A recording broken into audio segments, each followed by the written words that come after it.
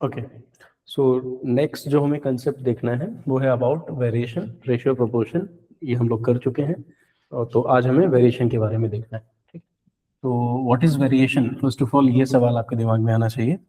अब मैं आपको पहले स्कूल टाइम में जो आपने टेक्स्ट बुक में पढ़ा है पहले वहां से स्टार्ट करता हूँ। तो आपने कुछ बातें, कुछ सिंबल्स इस तरह के पढ़े होंगे, तो शायद आपको कुछ बातें याद आ जाएंगी। एक्सिस और ये सिंबल आता था, फिर वाई लिखा होता था, और फिर इस तरह से भी सिंबल आता था। ठीक है, तो फर्स्ट ऑफ ऑल अगर ये सिंबल लिखा है तो इसका मतलब होता है एक्सिस डायरेक्टली प्रोपोर्शनल या डायरेक्टली वेरीज विद वाई, और यहाँ पे इसका मतलब होता है x varies inversely with y. ठीक है, तो इनका थ्योरेटिकल लाइन तो हमने समझ लिया कि कैसे लिखा जाता है। अब इंटरप्रिटेशन क्या है और क्या एप्लीकेशन है रेशियो के साथ, और जो चैप्टर्स आगे हम लोग पढ़ेंगे उसमें, उसको समझने के लिए आगे मैं कुछ एग्जांपल्स आपके सामने शेयर करता हूँ। देखिए, ध्यान से देखिएगा। एक बहुत सीधा सीधा सा एग्जांपल, अगर मैं आपसे ये कहूँ कि मैं 2 घंटे का समय ए, बी और सी को देता हूँ, और इनसे कहता हूँ कि आप अपनी रिस्पेक्टिव स्पीड से 2 घंटे का टाइम लेकर कुछ डिस्टेंस ट्रैवल करिए, तो क्या होगा। उस केस में मान लेते हैं अब एबीसी की स्पीड्स मुझे कुछ लेनी पड़ेगी। अब ए की स्पीड सपोज 20 है, इसकी स्पीड 30 है, और सी की स्पीड 40 किलोमीटर पर आवर है। 2 घंटे में जो डिस्टेंस ये ट्रैवल करेंगे वो 40, 60 और 80 किलोमीटर की डिस्टेंस हो जाएगी। तो यहाँ एक बात आपको समझनी है, ये तो बहुत सीधा सीधा सा एग्जांपल हो गया कि मैंने यहाँ पे फर्स्ट ऑफ ऑल क्या किया है, स्टेप्स क्या है, वेरिएशन तक पहुंचने के स्टेप्स क्या है। सबसे पहले आप स्पीड और डिस्टेंस में एक रिलेशन स्टैब्लिश करना चाहते हैं, और एक रिलेशन आप सबको पता होगा स्पीड, डिस्टेंस और टाइम में होता है। ठीक है, तो वो रिलेशन हमें ऑलरेडी पता है, पर हम चाहते हैं कि स्पीड और डिस्टेंस में कुछ रिलेशन स्टैब्लिश किया जाए इन टर्म्स ऑफ वेरिएशन। ठीक है, तो जो तीसरा वेरिएबल है जो स्पीड डिस्टेंस के साथ आता है, दैट इज टाइम। तो टाइम को आपको कांस्टेंट करना पड़ेगा। जैसे ही आप टाइम को कांस्टेंट करेंगे, दैट्स वाई मैंने ए बी सी तीनों को सेम टाइम दिया। तो जैसे ही आप टाइम कांस्टेंट करते हैं तो आप देखेंगे कि जैसे जैसे आप स्पीड बढ़ा रहे हैं वैसे वैसे डिस्टेंस ट्रेवल्ड भी बढ़ रहा है। ठीक है, और अगर आप उल्टा सोचें सी से ए की तरफ, अगर आप स्पीड घटा रहे हैं तो डिस्टेंस ट्रेवल भी कम हो रहा है।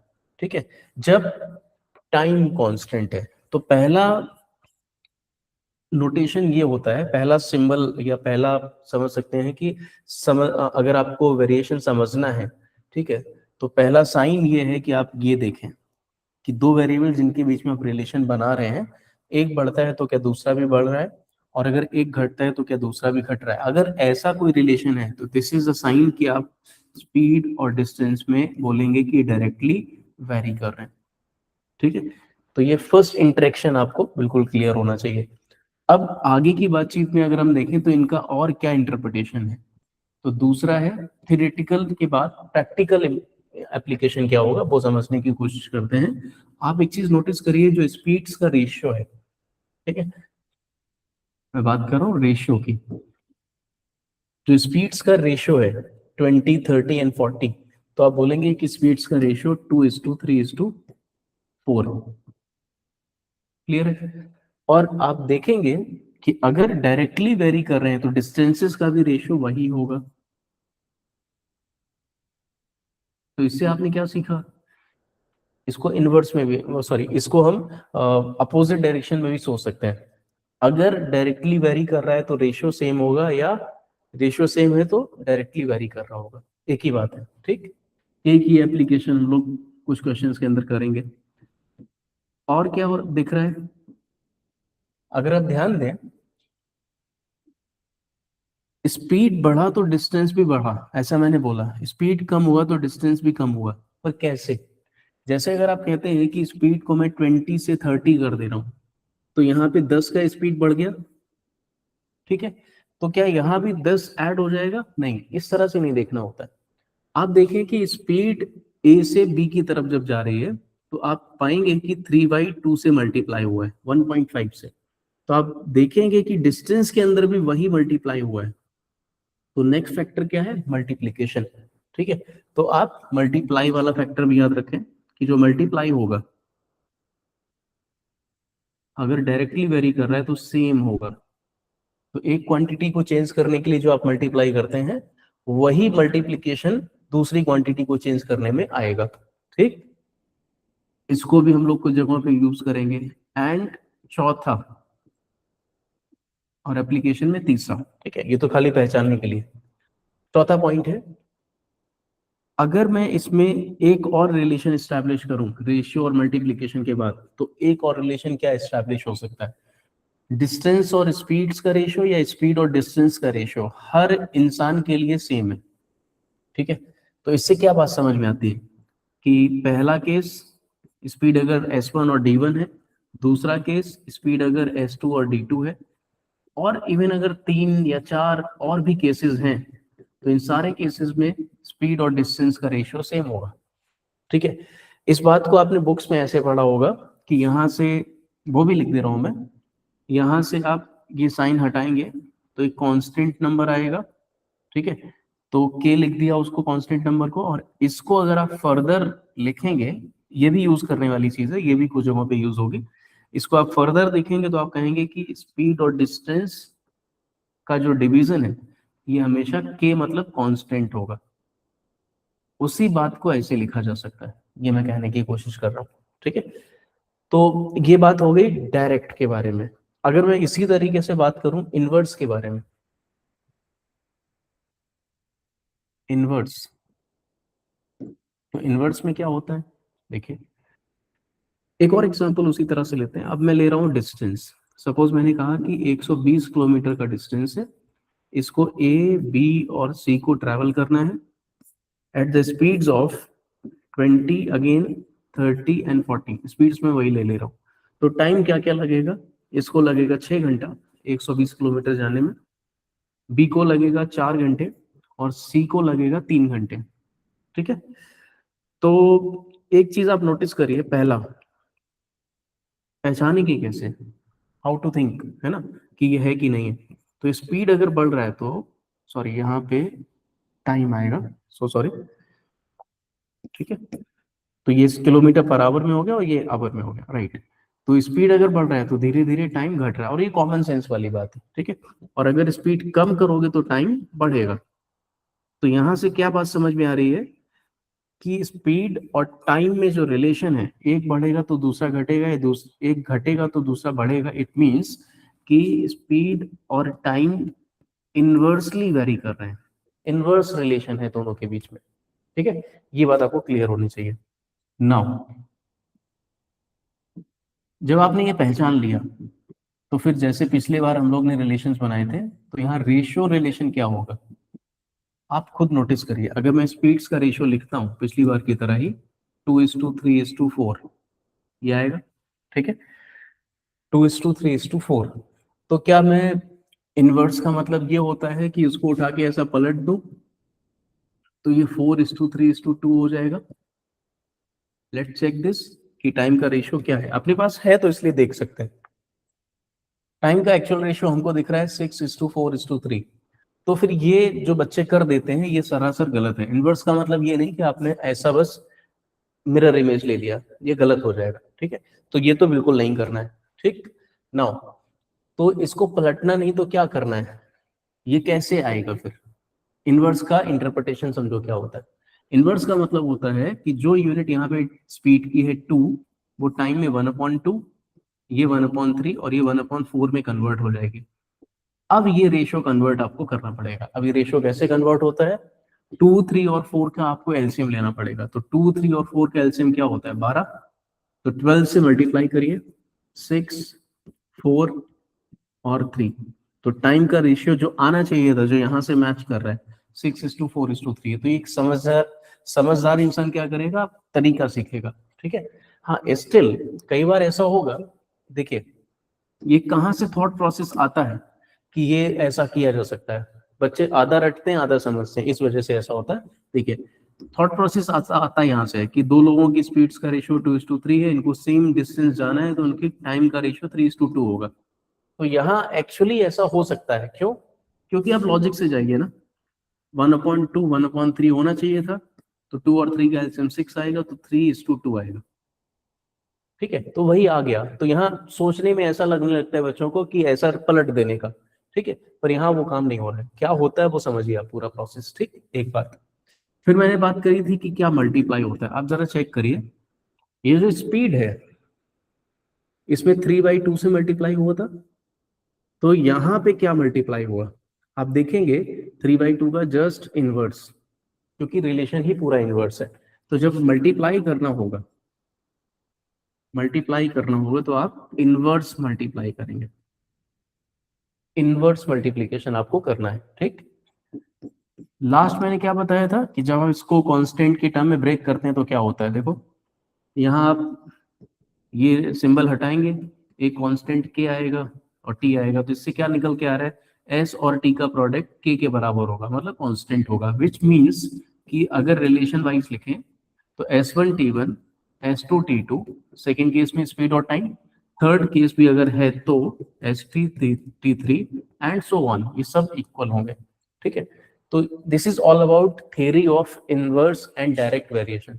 नाउ इस पे किस तरह के क्वेश्चंस आते हैं, जरा जल्दी से इसका एप्लीकेशन देख लेते हैं। देखिए बिल्कुल सीधा सा सवाल है, इसमें आपको दे रखा है, question is 3 cars travel same distance with speeds of 2, 4 and 7. What is the ratio of the times taken by them to cover the distance? अब समझने वाली बात है, सेम डिस्टेंस ये शब्द होना जरूरी है, तभी आप स्पीड और टाइम में ये कह पाएंगे कि इनवर्स रिलेशन है, अदरवाइज आप नहीं बोल पाएंगे, है ना। डिस्टेंस अगर सेम नहीं होगा तो ये रिलेशन नहीं आएगा, डिस्टेंस कांस्टेंट होना जरूरी है, ठीक। नाउ अपने पास स्पीड्स का रेशियो 2:4:7 है, 2:4:7, ठीक है। तो टाइम का रेशियो 1/2, 1/4, 1/7 होगा, which further can be written as कि इनका एलसीएम आएगा 28, ठीक है। सॉल्व करेंगे तो 14, 7 एंड 4, तो ये हो गया टाइम का रेशियो, ठीक है। तो बिल्कुल सिंपल सा इसमें लॉजिक था, मेरे हिसाब से कोई इसमें दिक्कत नहीं आनी चाहिए। देखिए नेक्स्ट क्वेश्चन देखिए इसमें, अब इस तरह के सवाल आपने बचपन में जरूर पढ़े होंगे, ठीक है। तो उसी का ही एप्लीकेशन यहाँ पे जो आपने थ्योरी सीखी है उसी का ही एप्लीकेशन है, इसको देखिए किस तरह से किया जा सकता है। पहले यहाँ लिखा है कि y x के साथ डायरेक्टली वैरी कर रहा है।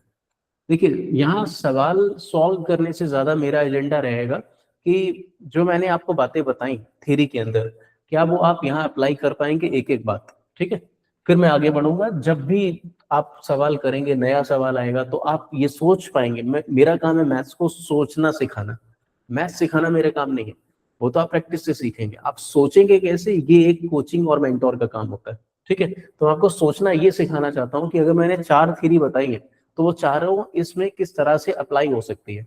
और जब भी कोई एग्जाम नया सवाल क्रिएट करेगा तो वो ये सोच के क्रिएट करता है कि बच्चे को कितना उलझाया जा सकता है उस सवाल के अंदर। आपका काम क्या होगा कि एक सवाल के अगर 3 या 4 मेथड्स हैं तो उसमें से कौन सा मेथड ऐसा है जो जल्दी आंसर करेगा, जो मेथड जल्दी आंसर करेगा वो मेथड आप उस सवाल के अंदर पॉइंट ऑफ प्रेशर जो आपका चल रहा होगा एग्जाम के दौरान आप लगा पाएंगे तो आप जीत जाएंगे, नहीं लगा पाएंगे तो फिर से कोशिश करिए, ठीक है। यही सत्य है, ठीक है, इसी को आपको मानना है, ठीक है। तो सीखिए जरा यहाँ पे क्या क्या चीजें हो सकती हैं। तो y और x डायरेक्टली वेरी कर रहे हैं तो अपने पास क्या क्या मेथड्स हैं देख लो एक बार, अगर भूल गए हैं तो पीछे देखिए एक बार, लेट मी शो यू, ठीक है। चलिए मैं बता देता हूँ, देखिए यहाँ पे एक मेथड अपने पास क्या था, रेशियो, ठीक है। यहां से शुरू करते हैं। रेशियो में क्या था कि जो x का रेशियो होगा, x मतलब, अब यहां आप देख पा रहे होंगे कि x और y के दो दो केसेस हैं, चेक करिए, दो केसेस। जब x की वैल्यू 6 है तो y 24 है, और जब x की वैल्यू 5 है तो y कितना होगा ये आपसे पूछा गया है, ठीक है। तो आप क्या करेंगे, रेशियो लगा सकते हैं। आप देखिए कि x दोनों ही केसेस में दिया गया है, तो x का पहला केस और x का दूसरा केस रेशियो आएगा 6:5, क्योंकि डायरेक्ट वेरी कर रहा है तो y का रेशियो भी 6:5 होगा। पहले केस में y कितना दिया गया, 24, तो ये 24 की वैल्यू है, 6 यूनिट में 24, तो 1 यूनिट में 4, तो 5 यूनिट में आएगा 5 × 4, 20, ठीक है। तो 5 यूनिट में आ गया 20। यही आपसे पूछा गया कि सेकंड केस में y क्या होगा, ठीक है। तो आंसर इज 20, ऐसे कर लो। और कैसे बताया मैंने, आप एक चीज नोटिस करिए, कि जब x 6 से 5 हो गया, इसका मतलब x कम हो रहा है, ठीक है। तो आपसे पूछा है कि y 24 से कितना हो जाएगा। तो अगर ये कम हो रहा है तो जाहिर सी बात है, डायरेक्ट रिलेशन है, तो अगर x कम हो रहा है तो y को भी कम होना है। तो जाहिर सी बात है कि यहाँ पे जो मल्टीप्लाई हो रहा है डायरेक्ट रिलेशन में, वही मल्टीप्लाई इधर भी होगा। तो क्या मल्टीप्लाई हो रहा है, 6 को 5 बनाओ, 5/6 से मल्टीप्लाई करना, तो यहाँ भी 5/6 से मल्टीप्लाई करना है। जैसे ही आप करेंगे इस क्वेश्चन मार्क का आंसर आएगा 20। सोचना सीखिए, ठीक है, कैसे मैं आपको बता रहा हूँ। और क्या बताया, मल्टीप्लाई हो गया, रेशियो हो गया। और अगर आप बेसिक से करेंगे तो बेसिक वाला तरीका दो तरीके से, उसमें भी हो सकता है कि आप रेशियो बना लीजिए, अगेन वो इवेंचुअली रेशियो में ही कन्वर्ट हो गया था, ठीक है। आप ये कह सकते हैं कि x1 और y1 का रेशियो और x2 और y2 का रेशियो सेम होगा, ठीक है। एक मेथड मैं आपको और बताऊंगा जो आपने क्लास 6 या 7th में किया होगा, 5 नंबर के क्वेश्चन में स्टेप बढ़ा बढ़ा के जो करना होता था, ठीक है, उसके लिए। तो पहले तो देखो सिंपल है, पहले केस में x 6 है, y 24 है। दूसरे केस में x 5 है, y पूछा गया है। तो यहां से भी सॉल्व करेंगे 20 ही आएगा, ठीक। फिर आपने जो स्कूल टाइम में सीखा था उस तरीके से करते हैं। स्कूल टाइम में क्या सीखा था, अगर x और y डायरेक्टली वेरी करते हैं तो ये साइन हटाएंगे तो ky बनेगा। फिर पहला केस इसमें रखते थे तो ये 6k × 24, तो यहाँ से k आ जाएगा 1/4। ये वापस उठा के इसमें रख दो, ओरिजिनल रिलेशन कन्वर्ट हो जाएगा, तो बनेगा x = ky/4। अब आपसे पूछ रहा है कि find y when x is 5, तो x की जगह 5 रख दो तो y कितना होगा, यही पूछा गया है। आंसर फिर से देखिए 20 आएगा, ठीक है, ये 4 मल्टीप्लाई होगा। तो इस तरीके से किया जा सकता है। सोचने के इतने सारे तरीके हैं, समझने के लिए ये 4 मेथड है, 4 में से कुछ भी लग सकता है। अगेन सवाल की लेंथ पे, सवाल के डेटा पे डिपेंड करेगा कि मुझे किस मेथड से क्वेश्चन सॉल्व करना चाहिए एग्जाम के अंदर, ये मैं पहले डिस्कस कर चुका हूँ।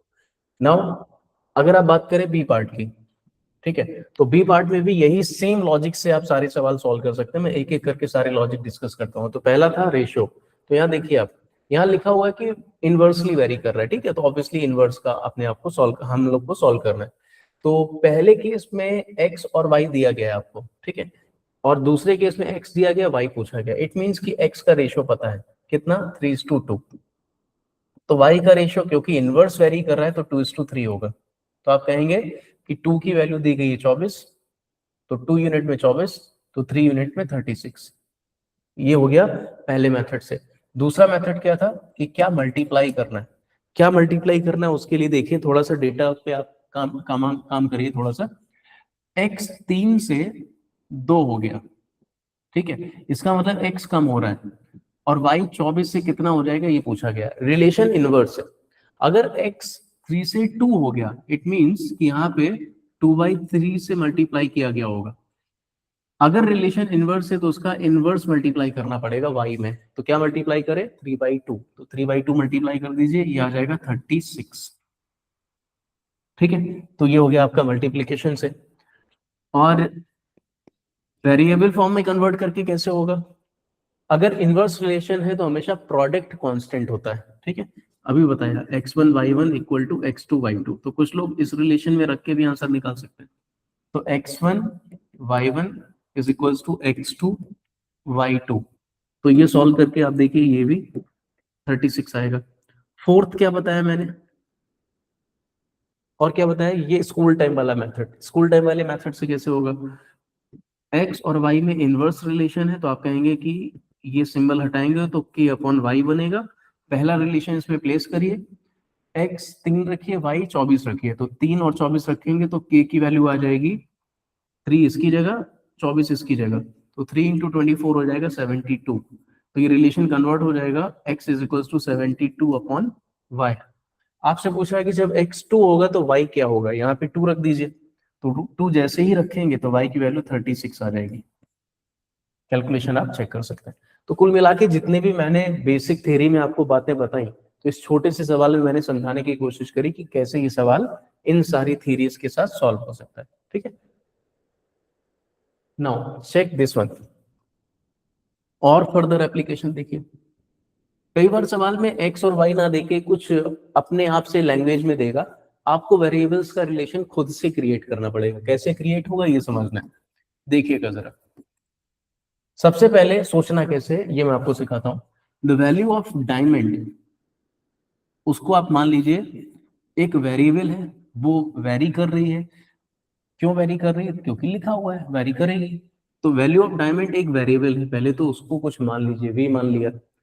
कैसे वेरी कर रही है? डायरेक्टली वेरी कर रही है। किसके साथ वेरी कर रही है? Square of its weight. तो पहले तो वेट को डब्लू मान लीजिए, वेट को डब्लू मान लीजिए, उसका स्क्वायर क्या हो जाएगा? उसका स्क्वायर हो जाएगा डब्लू स्क्वायर। ठीक है, तो वेट को डब्लू मान के डब्लू स्क्वायर के साथ वेरी कर रहा है। ठीक, तो ये आपका रिलेशन हो गया, इसके ऊपर काम करना है। अब क्या क्या दिया है उसके हिसाब से कौन सा मेथड सही रहेगा। मेथड तो सारे अच्छे हैं, किसी से भी कर लीजिए। ठीक है, क्या दिया है? जब वेट 10 ग्राम है तो वैल्यू है 90,000। कह रहा है कि जब वेट 15 ग्राम होगा तो वैल्यू क्या होगी। तो मेरे हिसाब से अगर इतना ही छोटा सा डेटा है तो सबसे बेस्ट मेथड रहेगा इसमें, आप जानते हैं कि जब डायरेक्ट रिलेशन है तो जो भी वेरिएबल्स लिखे हुए हैं, अब देखना ध्यान से, बच्चे क्या सोचते हैं कि v लिखा है w लिखा है तो v1 अपॉन w1 कर देते हैं, जबकि आपको पूरा ये नंबर एक साथ लेना है, w का स्क्वायर, तो v1 upon w1 square, this should be equal to v2 upon w2 square. तो पहले केस में वैल्यू है 90,000। ठीक है, उस समय वेट था 10, 10 का स्क्वायर आएगा 100। ठीक है, दूसरे केस में वैल्यू पूछा गया है और यहाँ पे वेट है 15, 15 का स्क्वायर 225। तो यहाँ से 0 0 0 0 कैंसिल, 225 यहाँ पे मल्टीप्लाई होगा, आपका आंसर आ जाएगा। तो चलिए जी सॉल्व कर लेते हैं। तो 225 इंटू 900, तो 005 2, ठीक है, तो ये आ गया आपका 2,02,500। ठीक है, कैलकुलेशन एक बार मैं भी चेक कर लेता हूँ। 45, 18 4 22, 18 2 20। ठीक है, ओके, तो 2,02,500 ऐसा आप बोल सकते हैं। तो ये वैल्यू हो गई। तो अब आपको ये बात समझ में आ गई होगी कि अगर नहीं भी दिया है तो किस तरह से सोचना है। मेरा काम अगेन मैं कह रहा हूँ यही है, और जितने भी क्वेश्चन आप ज्यादा से ज्यादा प्रैक्टिस करेंगे आपको ये मेथड्स में और ज्यादा क्लैरिटी आएगी। ठीक है, चलिए ये देखिए एक बार, उसी तरह का ही कुछ सवाल है। A diamond falls, मैं क्वेश्चन रीड कर देता हूँ। A diamond falls and breaks into 3 pieces whose weights are in the ratio। तो सबसे पहले तो एक डायमंड, बड़ा सा डायमंड होगा, ठीक है, वो टूटा तो फिर उसके 3 टुकड़े हो गए, ऐसा सोचो, ऐसा 3 टुकड़े हो गए। थोड़ा सा इसको और बड़ा कर देता हूँ ताकि लगे कि हाँ यहीं से टूटा है। ठीक है, ओके, तो 3 टुकड़े हो गए। तो इनका जो वेट है W, ठीक है, W मान लेते हैं उसको, उसका रेशियो है 1:3:6। तो पहली बात तो ये समझनी है कि जब इसको मिलाओगे तो टोटल वेट 10 रहा होगा, जाहिर सी बात है, तभी ये 136 बनेगा, टोटल यूनिट में 10 रहा होगा। ठीक है, तो डायमंड गिरा तो इसमें ब्रेक हो गया तो टोटल डायमंड 10 रहा होगा, ये बात पहली समझनी है। अब आगे का relation, the value of diamond is directly proportional to the square of its weight. तो वैल्यू ऑफ डायमंड वी ले लो, directly proportional to square of its weight, W square. ठीक है, तो आपको अल्टीमेटली आई थिंक वैल्यूज में ही convert करना है सब कुछ। तो पहला काम आपको ये करना चाहिए, आपको डब्ल्यू स्क्वायर लिखना चाहिए, डब्ल्यू से तो काम नहीं होगा, तो स्क्वायर लिखिए 100, 1, 9 और 36। ठीक है, तो ये स्क्वायर करने के बाद आ गया। इससे क्या पता चल रहा है कि जो रेशियो डब्ल्यू स्क्वायर का होगा वही वैल्यू का भी होगा, क्योंकि डायरेक्टली वेरी कर रहा है। अब आगे की लाइन, यहां तक अपना काम हो गया। आगे लिखा है if the original value is 30,000 what is the loss in the value due to the breakage.